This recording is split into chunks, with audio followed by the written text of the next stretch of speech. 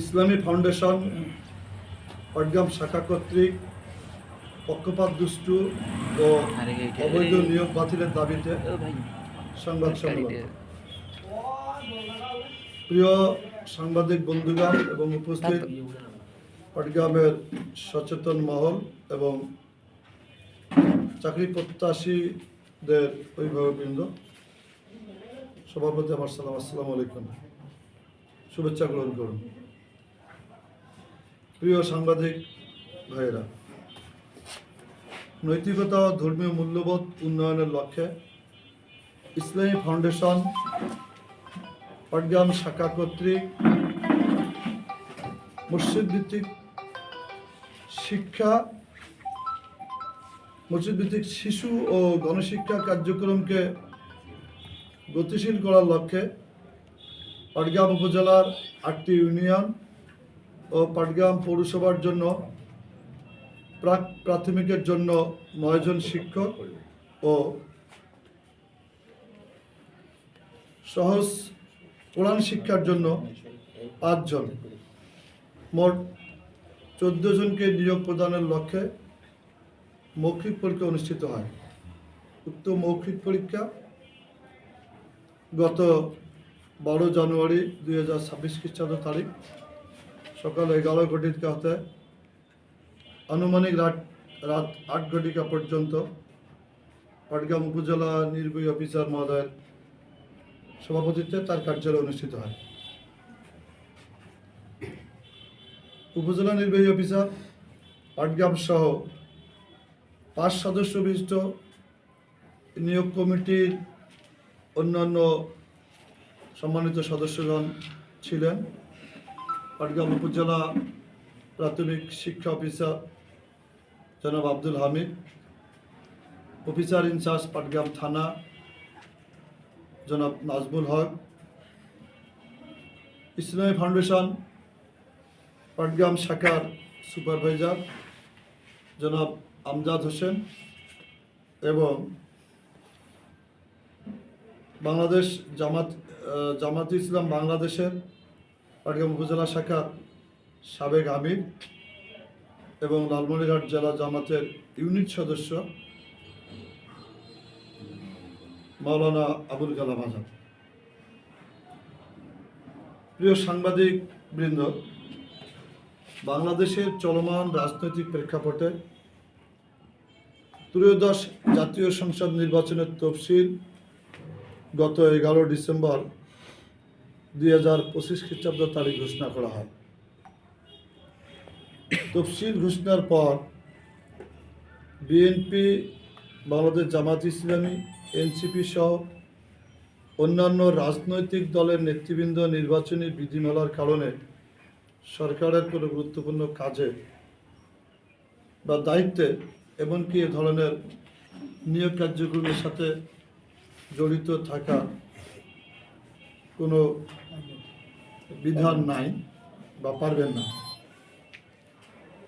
এমন প্রেক্ষাপটে বর্তমান অরাজনৈতিক ও অন্তর্বর্তী সরকারের আমলে একটি রাজনৈতিক দলের জেলা উপজেলা পর্যায়ে সক্রিয় একজন নেতা কিভাবে একটা সরকারি চাকুরির মৌখিক পরীক্ষার নিয়োগ বোর্ডের সদস্য হতে পারেন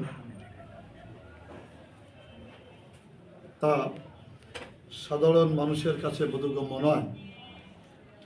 বিষয়টি নিয়ে পাটগ্রাম এলাকায় মিশ্র প্রতিক্রিয়ার সৃষ্টি হয়েছে। এছাড়াও পাটগ্রাম উপজেলা প্রশাসন ও লালমনিরহাট জেলা প্রশাসনের পক্ষ থেকে কোনো রাজনৈতিক দলের সদস্যকে এ ধরনের নিয়োগ কমিটির সদস্য করাটা কতটুকু বাঞ্ছনীয় তা নিয়ে বেশ প্রশ্নের উদ্রেক দেখা দিয়েছে।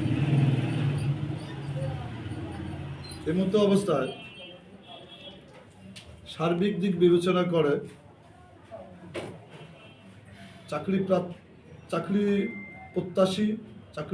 প্রত্যাশী প্রার্থীদের অভিভাবক এবং পাটগ্রামের সচেতন মহল এই ধরনের পক্ষপাতদুষ্ট ও অবৈধ নিয়োগ বাতিলের জোর দাবি জানাচ্ছে। আরও লক্ষণীয় বিষয় হলো, নিয়োগ বোর্ডের সদস্য মৌলানা আবুল কালাম আজাদের বিরুদ্ধে পাটগ্রাম উপজেলা নির্বাহী অফিসার ও লালমনিরহাট জেলা প্রশাসক মহোদয়ের নিকট গতকাল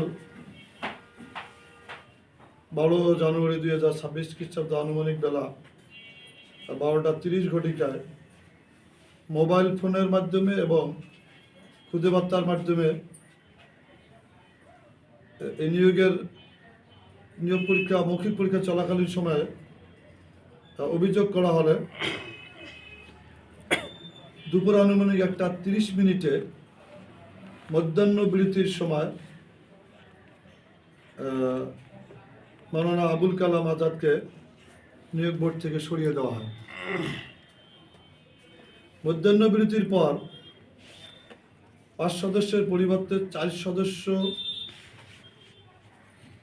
দ্বারা চাকরি প্রত্যাশীদের মৌখিক পরীক্ষা গ্রহণ করা হয়। 5 সদস্য বিশিষ্ট নিয়োগ বোর্ড থেকে একজন সদস্যকে সরিয়ে নিয়ে মৌখিক পরীক্ষা গ্রহণ কতটুকু বিধিসম্মত তা লালমনিরহাট জেলা প্রশাসক মহোদয় সহ ইসলামী ফাউন্ডেশনের ঊর্ধ্বতন সংশ্লিষ্ট কর্তৃপক্ষকে তদন্ত পর্যালোচনা করার জন্য বিশেষভাবে আজকের এই সংবাদ সম্মেলনের মাধ্যমে অনুরোধ করা হচ্ছে। সর্বশেষে সার্বিক পরিস্থিতি বিবেচনা করে ইসলামী ফাউন্ডেশন পাটগ্রাম শাখার সুপারভাইজার এ ধরনের নিয়োগ পরীক্ষার আয়োজন করায় এলাকায় বিরূপ প্রতিক্রিয়ার সৃষ্টি হয়েছে। চাকরি প্রার্থীদের মধ্যে একটা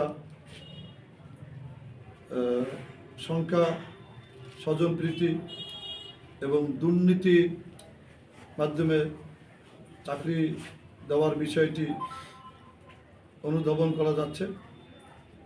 এসব বিষয়ে লক্ষ্য করে পাটগ্রামের সচেতন মহল এবং চাকরি প্রার্থীদের অভিভাবকগণের পক্ষ থেকে এই সংবাদ সম্মেলনের মাধ্যমে জোর দাবি জানানো হচ্ছে যে এই ইসলামী ফাউন্ডেশন পাটগ্রাম শাখা কর্তৃক পক্ষপাতদুষ্ট অবৈধ নিয়োগ যেন বাতিল করা হয়। একথা বলে উপস্থিত সকল সাংবাদিক, পাটগ্রামের সচেতন মহল এবং চাকরি প্রার্থীদের অভিভাবকগণের পক্ষ থেকে সকলকে ধন্যবাদ জানিয়ে সম্মেলনের এখানে সমাপ্তি ঘোষণা করে। আল্লাহ হাফেজ।